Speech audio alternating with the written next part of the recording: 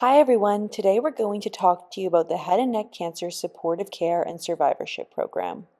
Hi everyone, my name is Allie Hunter and I am one of the North Carolina Albert Schweitzer Fellows from the Duke University School of Medicine. Head and neck cancers are a group of cancers of the upper aerodigestive tract. What does that mean? It's cancers of the lips, the mouth, the tongue, the back of the throat, and the voice box. Now we'll hear from our other project fellow discussing our overview.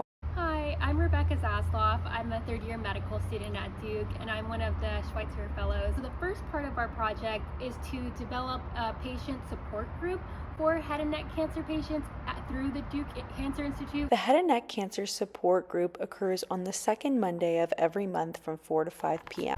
The second part of our project has to do with a student-based patient navigation program. A lot of patients with head and neck cancer experience some side effects that are related to their treatment, whether that's physical, like dry mouth or difficulty swallowing, or also some mental health side effects as well, such as depression and anxiety.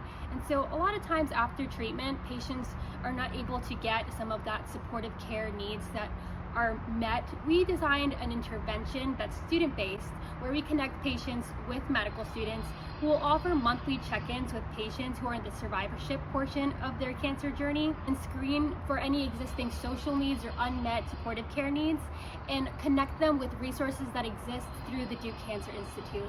Now we'll hear from one of the patient survivors of head and neck cancer. When you speak with another cancer patient, you already have a guarantee that they kind of know what's going on, and you won't have to do a whole lot of explaining, because it can be very difficult to not experience something like a critical illness, because people that care about me, they're doing the best they can. I find that support groups are really helpful. Now we're going to hear from our mentor, Dr. Osazua Peters. My name is Nosa Osazua Peters, Associate Professor in the Department of Head and Neck Surgery and Communication Sciences. I'm really glad that we're doing this. Over 10 years ago, I had an opportunity to give a talk to a group of head and neck cancer survivors. A patient walked up to me and said, "Doc, do you know how it feels when every food, anything you eat tastes like cardboard?" And then the other guy came to me and said, "Every night I go to bed, I just wish I don't wake up." And then pointing over his left shoulders, he said, "If not for her, I would have been long gone. I just know it, I just know it, I just know it." And being in that room in that moment was just such a huge aha moment for me. Now we'll hear from Jeffrey about his experience with the program. I'm Jeffrey Vaughn, and I am a medical family therapist at the Cancer Institute, the Duke's Cancer Institute, and provide individual and couples and family therapies, and also facilitate support groups. And one of the support groups that we have started recently is the Head and Neck Cancer Support Group. And what I have quickly learned is this is a population with very specific needs. Each group we've had, I would say, 6 to 9 people attend, mostly patients and survivors, but also some caregivers. And it gives them the opportunity to really share in a safe and a confidential space what they've been through, what they're continuing to go through, some years out of treatment, and how they manage all those stressors.